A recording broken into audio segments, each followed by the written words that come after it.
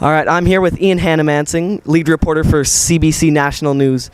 So, Ian, what would you say the most fascinating story you've ever covered is? I would say the LA riots in 1992, and we flew down there and walked right in the middle of a riot zone where for the next 48 hours it was absolute anarchy in South Central LA. All right. What interested you in becoming a reporter? I started out by just falling in love with radio. I lived in a little town in New Brunswick, and when it got dark, you could hear these radio stations from New York City and Boston, and it just seemed so magical. And I remember thinking to myself, that's what I want to do when I grow up. And once I got into radio, I started getting interested in television as well. It's a great job. I've been doing it for more than 25 years. Every day is different from the day before. It's creative, it's exciting, and so I'm lucky enough to actually have a job that even after all these years I love. What advice would you give to young people looking to get into the field of field reporting? I think that first and foremost, you need to be curious about the world. If you're the kind of person who, when somebody tells you something, you wonder about it, you question it, you want more information, you want to get to the answer, I think that fundamentally is the most important thing. Media can be done in all kinds of different versions on the web, a newspaper, a television station, but no matter what the medium is, it comes down to storytelling and curiosity. All right. How was rural education in New Brunswick? How was it?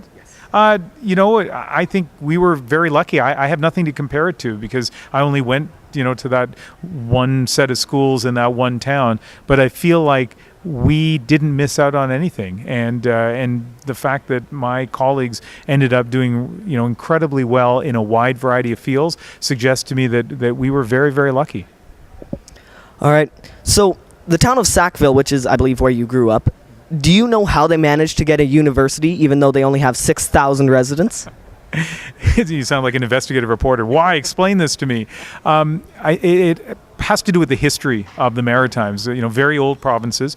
And as I understand it, at one point, various churches were aligned with different universities. And so now none of those universities have a church connection, but at one point one of them would have been Methodist and one would have been one or two Catholic, one Baptist, that sort of thing. And so you had a lot of small towns. So it's not just Sackville, but there are, there's St. Francis Xavier, there's Acadia, Mount St. Vincent. There are a lot of small towns that have these small universities in the Maritimes. We're very lucky in that way too.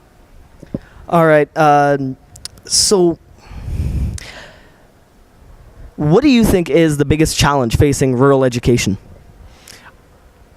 I mentioned here tonight that I'm very aware of the fact that I'm not an expert on this, and I haven't lived in Sackville for more than 25 years, so I feel like I'm not really qualified to say that. All I can say based on my experiences on the other side of the country a long time ago is that it's just really important to make sure that kids, no matter where they are, not only feel like they have a chance to succeed, but we all make sure that they really do have a chance to succeed. All right, well, thank you very much for your time, Ian. Okay, thank you. As investigative report, as you can see, people are very, very serious. I can't even begin to tell you what's happening. We'll have more later on. Ian Hanomansing, CBC News, Saskatoon.